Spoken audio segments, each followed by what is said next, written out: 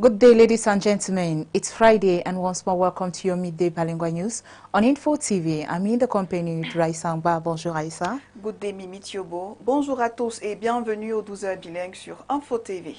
À Elections Cameroun, le 13 novembre 2025, les délégués régionaux et l'ensemble du top management se sont rassemblés dans l'optique d'un bilan de la présidentielle 2025 et d'une préparation idoine aux élections régionales à venir. Stéphane Barga pour les détails.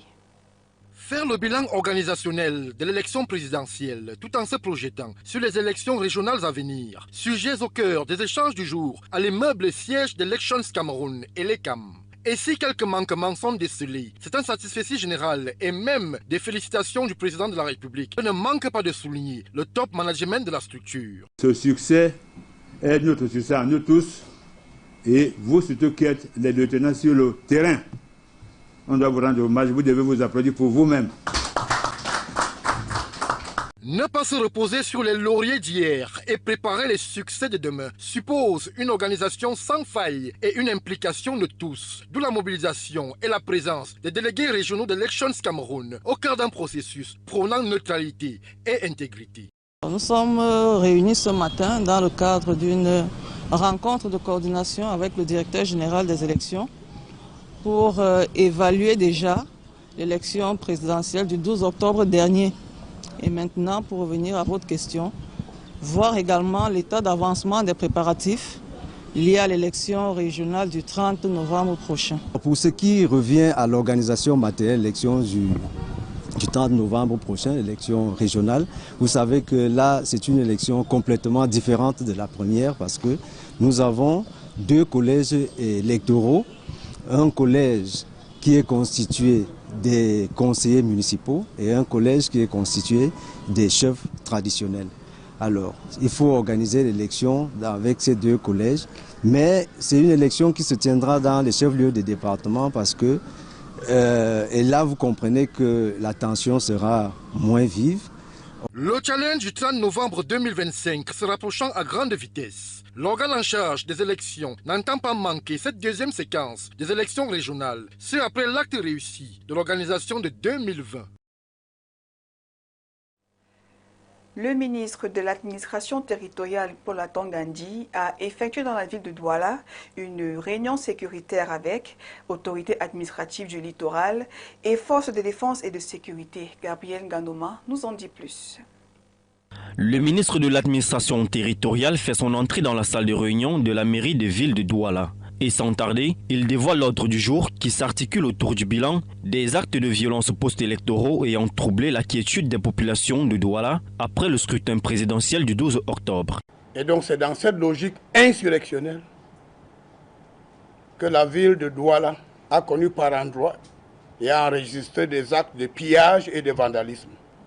Plus de 150 assaillants, drogués, ont attaqué la brigade de gendarmerie du quartier Nkouloulou et un commissariat de police dans l'intention d'assassiner les forces de maintien de l'ordre. 4 assaillants ont été neutralisés et 3 autres ont trouvé la mort à la suite des bousculades. Le bilan officiel produit par le gouverneur de la région, celle autorité à l'eau fait état de 13 assaillants neutralisés, 829 assaillants placés en garde à vue administratif, donc 36 mineurs. Une réalité qui n'a rien à voir avec les rumeurs qui circulent dans les réseaux sociaux.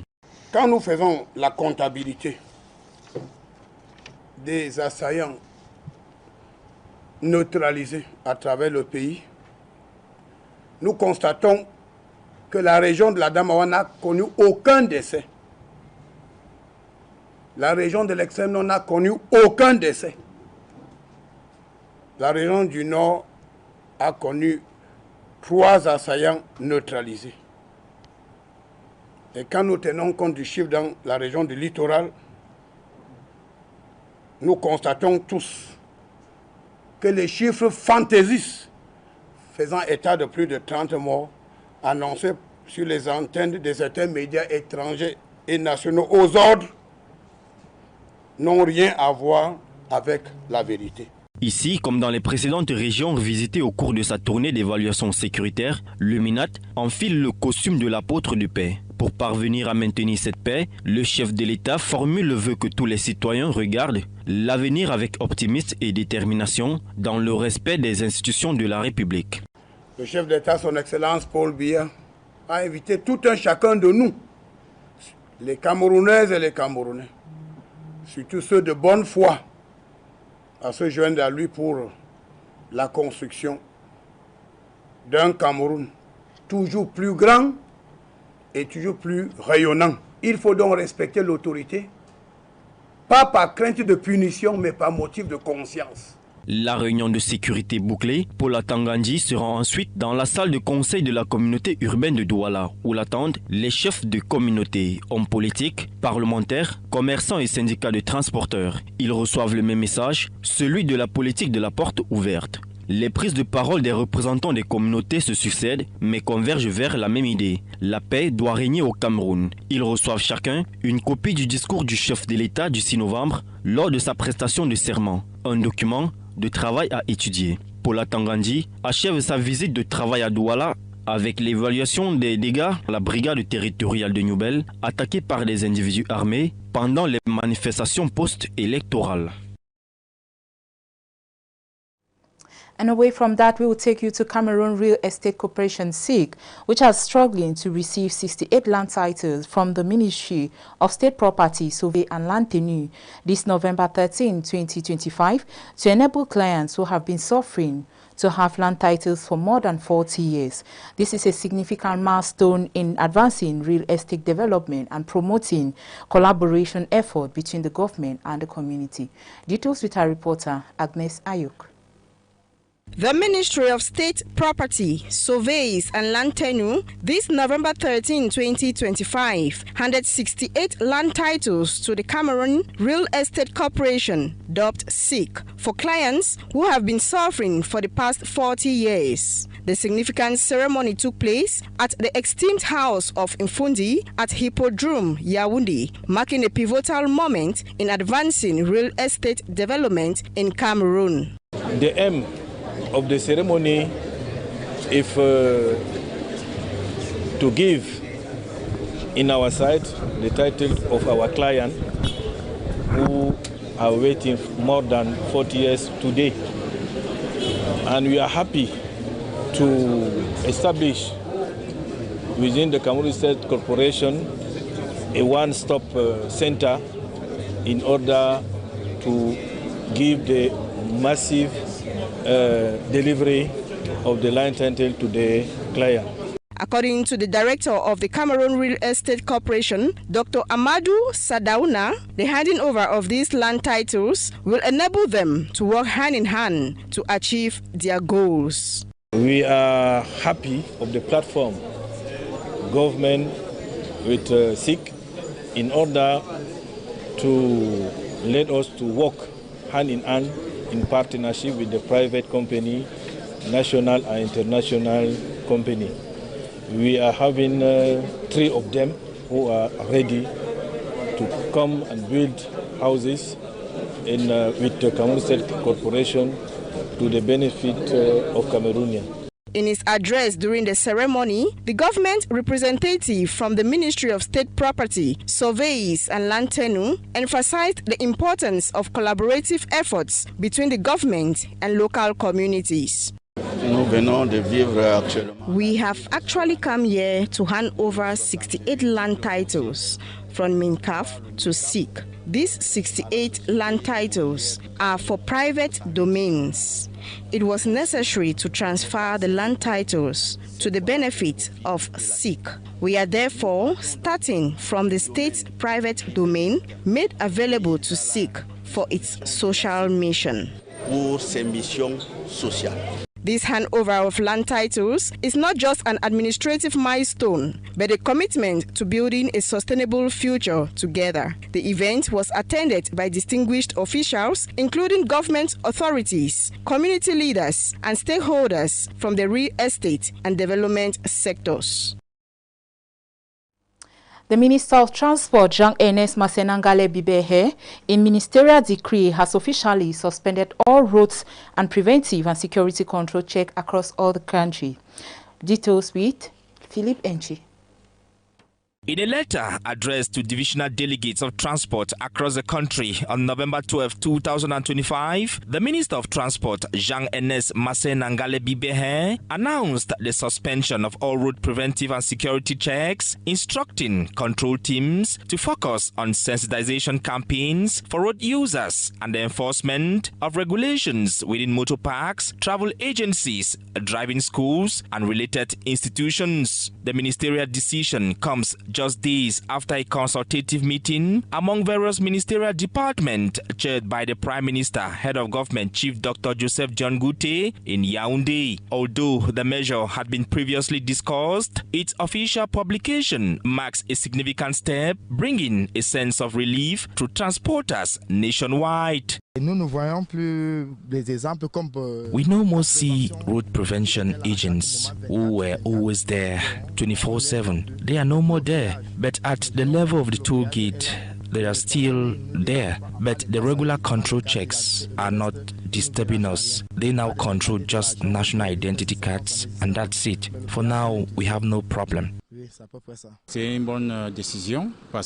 is a good decision. You all know that families are going through a lot of financial difficulties, and it is very important to assist us. At times we might be in possession of all our documents, but there are cases where some of them are absent, and when we arrive at the control checks we are obliged to pay. So it is important for the authorities to allow us be free from such financial obligations. We are happy and we do welcome the decision. It is very important to us. Though the efforts of the government is highly appreciated by some road users, transporters are still worried due to the existence of control checks imposing financial obligations. I, as a driver, I'm in the field, so it's contrary from what the minister is saying. So I've not seen no different, because when you move out, you will see the control going around. You know, even the intervention routier inside the town still straighten us. While the decision is seen as a relief for the transport sector, road users are urging authorities to ensure proper follow-up for the effective implementation of the ministerial directive. When they say that, but when you go into the field, it's a different thing. So I think when the minister said anything concerning that, I think he need to send people on the field to see whether what he has said is being put together. I believe that if things want to go well, let the minister send his people on the field to see what is happening. Par exemple, faire les descentes inopinés. All I'm asking is for the minister to program a surprise visit on the field to see if the decision is effective or not. If this is done, he will identify checkpoints that are not in conformity with his decision. The decision comes at a time when the government is intensifying efforts to maintain peace and implement strategies that promote economic growth and development. This positive move is expected to go a long way in enabling transport operators to carry out their activities while sustaining financial independence. Dans le premier arrondissement de Yaoundé, 68 titres fonciers ont été remis à la Société immobilière du Cameroun. Une cérémonie présidée par le secrétaire général du ministère des Domaines, du Cadastre et Affaires foncières, Laurent Patrick Ambara. 68 titres fonciers sont remis ce 13 novembre 2025 au directeur général de la Société immobilière du Cameroun, SIC en abrégé, par le représentant du ministre des Domaines, du Cadastre et des Affaires foncières. Depuis environ 40 ans, la SIC fait face à des difficultés liées à l'absence des titres fonciers sur ces espaces. La cérémonie de ce jour est un ouf de soulagement. C'est un grand jour pour la Société immobilière du Cameroun. Pourquoi? Parce que nous étions dans une crise profonde en matière foncière. Aujourd'hui, le gouvernement, à travers le ministère des Domaines, vient de libérer la SIC. À travers ce geste, le ministère des Domaines du Cadastre et des Affaires foncières permet de sécuriser les sites de la SIC et vient soulager les acquéreurs qui étaient plongés dans des incertitudes. Nous partons donc de là, à cette fois-là, à la cession totale de ces différents titres fonciers à la Société immobilière du Cameroun. Nous sommes partis depuis 6 ans de près de 150 hectares sécurisés au profit de la SIC. Aujourd'hui, nous sommes rendus à près de 960 hectares. Le directeur général de la SIC se veut rassurant. Tout a été mis en œuvre pour permettre aux acquéreurs d'entrer en possession de leurs titres fonciers. 12 000 personnes qui sont en attente depuis plus de 40 ans aujourd'hui de leurs titres fonciers. Le problème sera résolu par l'implémentation d'un guichet unique qui permettra une délivrance massive. Occasion pour le docteur Amadou Sardaouna de revenir sur la bancabilité de la SIC tout en évoquant un plan hybride permettant un système de partenariat public-privé. Nous avons constaté pendant des années que recourir au budget de l'État ne suffit pas pour faire les constructions. Dire que l'État va construire, c'est aussi impossible. Donc, nous voulons que la SIC soit un élément central du gouvernement en matière de délivrance des logements décents et surtout des logements haute qualité environnementale qui va aller dans la durabilité et le respect des principes du développement durable. Plus de 40 ans de longue attente, mais une fin heureuse. De quoi célébrer cette victoire qui permet à la SIC de rassurer ses clients et confirmer sa notoriété dans le domaine de l'immobilier. And away from that, we'll take you to the story as 6 teenage suspects have been presented to the press by the National Gendarmerie of the 1st Region this November 13, 2025, over their alleged involvement in drug trafficking, consumption of illegal substances, and related acts of banditry. Details with our reporter, Jessica Nziwo.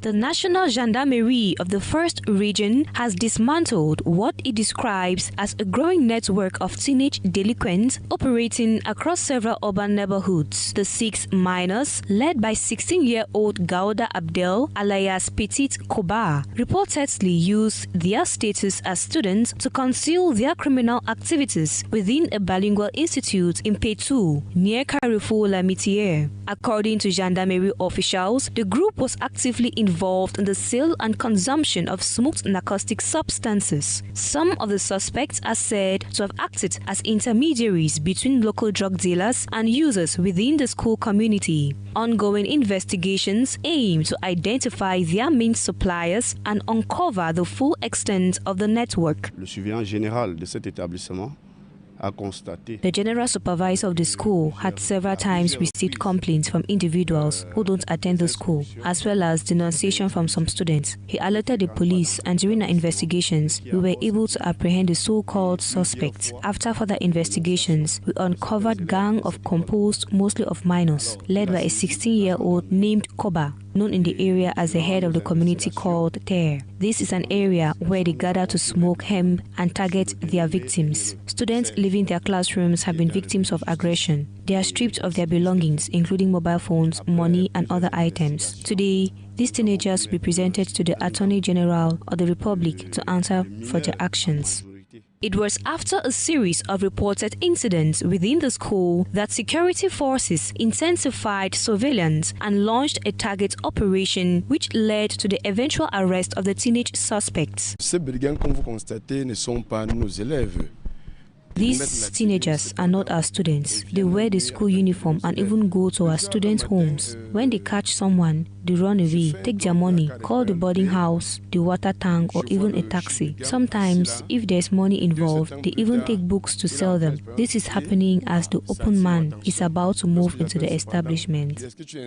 As the investigation progressed, several students, alert victims of the gang's intimidation and extortion, shared their experiences with the press, recounting instances of harassment and threats from the group. Le plus vieux d'entre eux qui a 19 ans. The oldest one was 19. He stole my bag, my second pair of glasses, my watch. A week later, they stole my phone. They even wrote to my great-grandmother, a friend of mine in Douala, and my aunt, asking for a ransom of 500,000 francs. I often saw him in class, but he pretended to be deaf. The incident has once again reignited public concern over the growing wave of juvenile delinquency and substance abuse among students. The awareness we can create begins with the parents, who need to pay closer attention to their children and their behaviors. Then, at the school level, teachers who are on the front lines must carefully observe students and verify in their classrooms that everyone present is indeed a registered student of the institution. We discovered that this particular student is they are having a gang that they operate together. How do they operate? They go to tell us with different uniforms. They sew it and introduce themselves into different institutions. And when they go there, during break, they used to have the privilege to steal the student phones, take their pocket allowances, and so on, even sell them drugs. So we are calling upon the parents to be more vigilant in this type of acts. And in case the parents and the schools to be more vigilant, in case they notice this type of attitude in their school, they should make sure they call 113 for immediate intervention. Authorities are urging schools, parents and community leaders to strengthen vigilance, improve moral guidance and intensify sensitization campaigns aimed at preventing youth involvement in criminal networks. The 6 suspects remain in custody as investigations continue. Dans la Meufou et à Famba, le ministre de la Santé publique, le docteur Manaouda Malachi, a effectué ce jeudi 13 novembre une visite inopinée dans les hôpitaux et centres de santé. Objectif, toucher du doigt les difficultés que rencontrent les patients dans cette circonscription. Igor Bissaï et Michel Messi. L'arrivée inopinée du ministre de la Santé publique à l'hôpital du district d'Onfou, dans le département de la Mefou et Afamba, région du centre, crée beaucoup d'agitation. Sur les visages du personnel, étonnement et surprise. Infrastructure, matériel médical, chambre d'hospitalisation, Manaouda Malachi passe l'hôpital au peigne fin. Les populations saisissent cette occasion pour exprimer leur mécontentement. Monsieur le ministre, je vous dis la vérité qu'ici, on vient toujours avec les patients. Il n'y a rien à la pharmacie. Tu demandes tel comprimé, on te demande d'aller chercher le comprimé. On te demande de quitter d'ici en foot. Si tu sors de Kirzok, tu es venu à l'hôpital de district, on te demande d'aller chercher le comprimé encore à Yaoundé. J'ai perdu ma grande soeur ici dans cet hôpital. Elle est venue pour accoucher. On l'a opérée. Pour accoucher, elle a fait les consultations. Elle a fait les consultations ici. Mais ce soir-là, on m'a appelé quand on l'a opérée par césarienne. Après, le docteur, celui qui l'a opéré est parti. Il est resté mourir après. Manaouda Malachi prend ensuite la direction des centres médicaux environnants. Certains étonnent de par leur standing.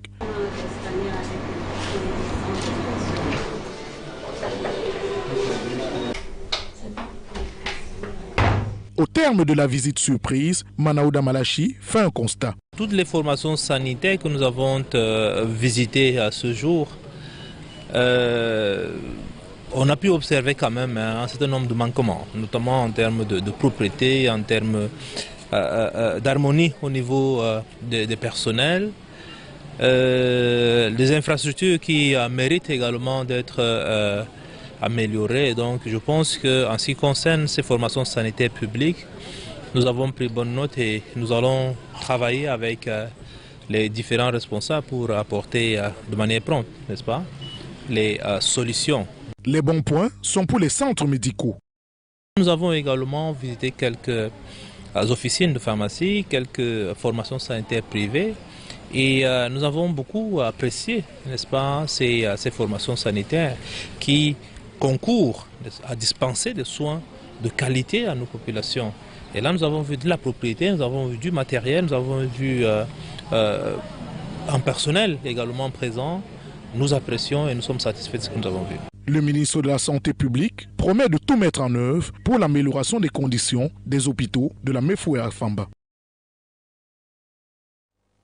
And still on health, in a lead-up to the World Diabetes Day on November 14, health expert continues to sensitize the public on how to avoid and handle this illness. But then, what causes diabetes in children, and can it be prevented? Mildred Fonge with details. According to medical research, diabetes is a group of diseases characterized by high blood sugar levels, which occur when the pancreas does not produce enough insulin or when the body cannot effectively use the insulin it produces. Persons of different age group can suffer from diabetes, including children. In children, we are mostly talking about an autoimmune mechanism, and it is being focused on type 1 diabetes, although type 2 diabetes can be found in adults and can also affect children, not leaving out adolescents in specific contexts. So, type 1 diabetes, the autoimmune mechanism, is the main factor explaining the disease's onset. In this mechanism, antibodies or cells attack the child's pancreas, eventually destroying it, leading to insulin deficiency. However, its causes and consequences in younger persons vary. It is hard to prevent type 1 diabetes, given its autoimmune nature. Prevention strategies are more applicable to type 2 diabetes. Type 1 involves antibodies attacking the pancreas, making it inevitable in some cases.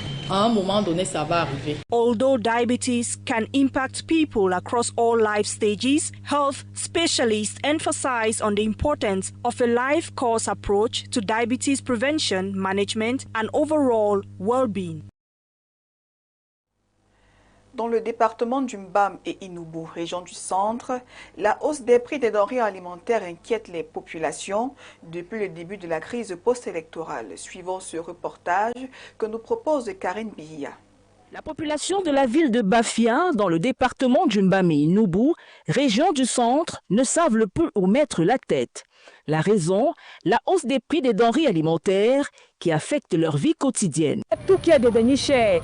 Et c'est un peu d'amour, les choses, c'est cher. Le poisson est devenu cher. Même c'est ce qu'on a c'est cher. La vie est devenue chère. Même la moto, tout a bien été léché.